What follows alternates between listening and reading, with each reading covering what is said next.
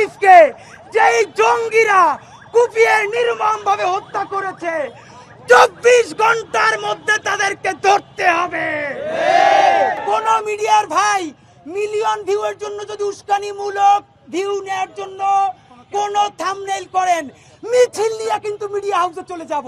আদালত চত্বরে সরকারি আইনজীবীকে মামলা লড়ার কারণে তাকে প্রকাশ্যে কুপিয়ে হত্যা করেছে চক্রান্তকারীরা। সরকারকে বলতে চাই, আপনি কি বাংলাদেশের সরকার নাকি নতজানু এনজিও? এইটা আপনাকে প্রমাণ করতে হবে। আপনি কি বাংলাদেশের শান্তিকামী জনতার সাথে আছেন নাকি আপোষকামী সন্ত্রাসীদের সাথে আছেন? আপনাকে অতি সত্বর প্রমাণ করতে হবে। আমরা জানাতে চাই, ইন্টেলিজেন্স ফেইলুয়ার যদি না হয়, যিনি সরকারি আইনজীবী তাকে একাকী করে হত্যা করা হয়। অনেকেই জানতে চাচ্ছেন যে আমরা ইসকনের ব্যাপারে কথা বলবো কিনা।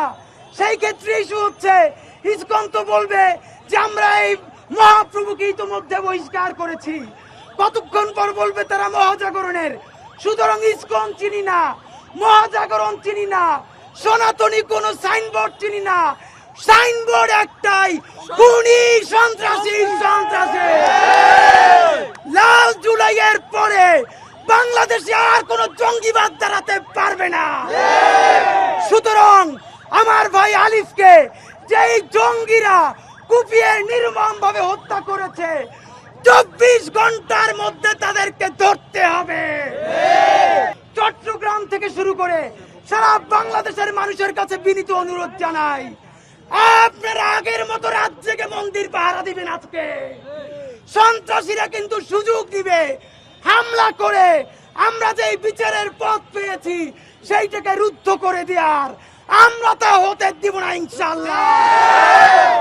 এই জঙ্গিদের সন্ত্রাসীদের বিচার হওয়ার আগ পর্যন্ত আমরা রাজপথ ছাড়বো না ইনশাআল্লাহ। এই গণ অভ্যুত্থানের পরে থেকে আমরা বলে এসছি, এই আওয়ামী লীগ, এই ফ্যাসিবাদী গণহত্যাকারী যে শক্তি, তাদের যে ট্রাম্প কার্ড ছিল তার মধ্যে ছিল মুক্তিযুদ্ধ ট্রাম্প কার্ড। এটিকে তারা ব্যবহার করেছে। তাদের আরেকটি যে ট্রাম্প কার্ড, সেটি হচ্ছে সনাতন ধর্মাবলম্বী আমাদের ভাইদেরকে নিয়ে খেলা, তাদের আবেগ অনুভূতি নিয়ে খেলা এবং তাদেরকে ব্যবহার করা।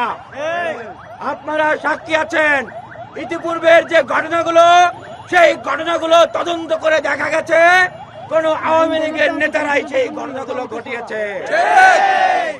অথচ সরকারে ছিল আওয়ামী লীগ। আওয়ামী লীগ আবারও ট্রাম্প